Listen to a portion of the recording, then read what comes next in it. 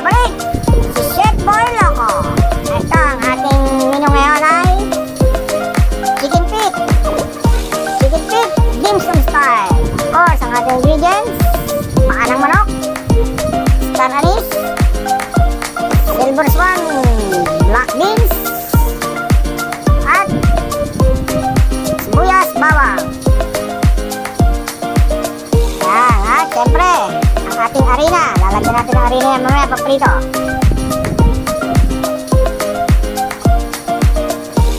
Yan, titimplahan natin yan ang paminta, asin. Ay, yung harina pala na ilagay na natin dyan kanina, hindi lang nabidyohan. Yan, tapos yan saka natin lagyan ng mga yan, saka natin ipiprito yan bago natin gisa. Yan, halo-haluin lang yan ng mahiwagang kamay. Yan, nagpakita na naman si Batang na Malimos. Bata, lagyan na ng X kahit saan nagpapakita. Yan, yan, iprito na po natin yan. Yan ang ating first batch. Maging golden brown lang yan, okay na yan, kasi gigisa pa natin yan. Ang tendency niyan, bakit natin i-prito? Para yung maging style niya na maging dim sum style na doon, yung medyo kulubot, yun ang kukunin natin yan para hindi siya magkahiwa-hiwalay, para bago natin i-gisa. Yan, yan ang first batch. Yan, saka natin ilalagay ang second batch. Dito na natin. Yan, ang pangalawang batch ng pagpipito ng chicken feet. Aray ko, may nanggugulo pa. Yan na po ang ating natapos na pagpiprito. Pagkatapos din iprito, saka naman natin i-pressure cooker yan. Yan, lagyan lang natin ng tubig. Siguro mga 1 liter na tubig, kasi para malubog siya sa tubig. Pressure cooker yan. Kung wala kayong pressure cooker, pwede nyo rin naman pakuluan sa kawali lang. Kaya lang ang pressure cooker yan para mabilis. Mga 15 minutes lang po yan natin i-pressure cooker. Ang pag-start ng time yan, pag nag-pressure cooker kayo, yung pagkasimula ng kulo, yung kayo mag-start ng bilang ng 15 minutes. 15 minutes lang from the boiling point. Yan, lagyan natin ng star anise. Tagal naman. Yan, no, chicken broth, no, bakit naman. Lagyan din na siyempre ng North chicken broth, pampalasa yan. Yan, nilubog na.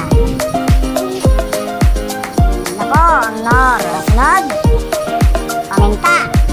Paminta, nika ka. Bubuka-buka. Asin. Yan, lagyan din natin ng asin. Siboy asin. Galit sa asin pa lang yan. Hoy, tama na. Nakamalat na naman. Yan. Tapos ang asin, siyempre, gato puti, soy sauce, gato puti, beke naman. Hindi na sinusukat yan. Ganyan talaga mga chef, hindi na nagsusukat. Dahil kabisado na nila yan. Yan, gato puti, toyo. At siyempre, lalagyan din natin ang asukal para may tamis. Mga 5 kutsarang asukal. No? 4. Yan, 5. Tama na. Tapos ang asukal, saka natin ilalagay yung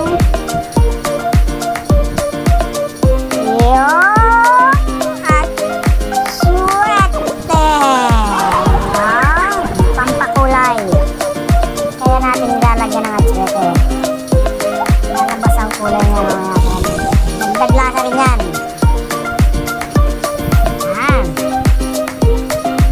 Saka natin tatakpan yan at pakukuluan natin ng 15 minutes from start na kumulo siya, doon pa lang kayo magsisimula ng bilang ng 15 minutes pagkakulo. Yan. Wala pang magtakip si Dodong. Yan. Napabilis na naman ang video. Yan, kumulo na po. Nakalipas na po ang 15 minutes yan. Pagkatapos yan, huwag nyo kagad bubuksan. Patuluan nyo ng tubig bago nyo buksan. Hindi. Sasambugan kayo niya. Yan. Yan na po. After 15 minutes, ayun na po ang magiging itsura niya. Malambot na po siya. Pero, igigisa pa natin yan. Kaya mag-alala. Hindi yan madudurog. Yan. Dodong, tinanggal na. Isa-isa. Huwag niyang itatapon ng sabaw niyan. Gagamitin natin yan mamaya. Yung sabaw niyan. Pagkatapos natin mag-isa, lalagyan natin ang sabaw niyan. Yan ang magiging sauce natin. Sa ating dim sum style chicken feet. Yan na po ang sauce niyan. I-reserve lang po natin yan mamaya. Yan. Pura niya, parang ano na, di ba? Yan, gigisin na po natin. Nilabas natin natin mahiwagang kawali.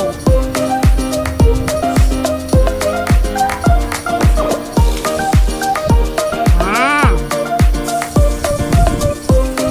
Tagal naman ito doon. Yan. Kaminta. Luya. Yan po natin yan. Bawang. Sama-sama na yan.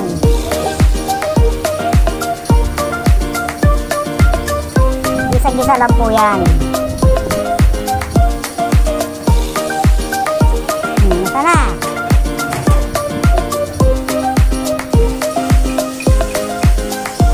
At syempre, lalagay na rin ang sibuyas. Gisa lang natin yan. At syempre, nasunod natin dyan yung lalagay na rin natin dyan yung ating black beans. Yung sinasama na rin na po natin sa gisayan para matanggal din yung alat-alat niya. Pero hinugasan muna yan bago natin igisa kasi medyo maalat yan. Bago nyo igisa yung black beans, so hugasan muna.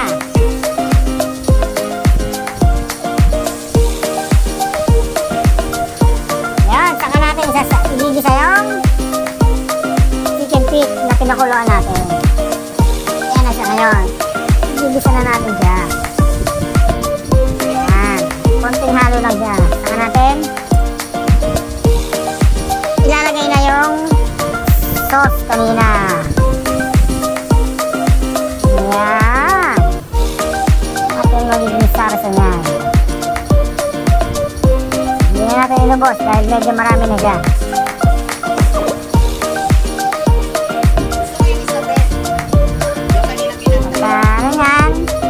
Hintayin lang natin mag-reduce yung sabaw niyan. Pagka-reduce niyan, okay na yan. Yan na po, kumulo na. At konting lasa lang, konting pampalasa lang. Kulang sa lasa eh. Kamintana naman, magkaka. Ayun. Hintayin lang natin mag-reduce ang sabaw niyan. Pagka nag-reduce ng sabaw niyan, okay na po yan.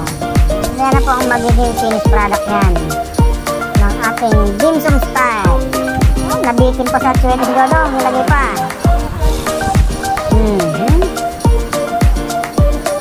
Yan na po, nag-reduce na yung sabaw. Okay na po yan, yung magandang consistency na sabaw.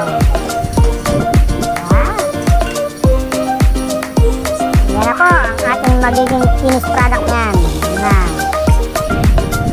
chicken feet dim sum style ala Chef Boy Loco. Yan! Yan na po ang ating finished product. Salin mo na dong para matikman na yan. Okay na yan. Ang ating chicken feet dim sum style ala Chef Boy Loco. Tagal naman, yan. Ubos na naman ang isang kalderong kanin. Sinday dito. Yan na po ang ating chicken feet dim sum style boil. O. Maraming salamat.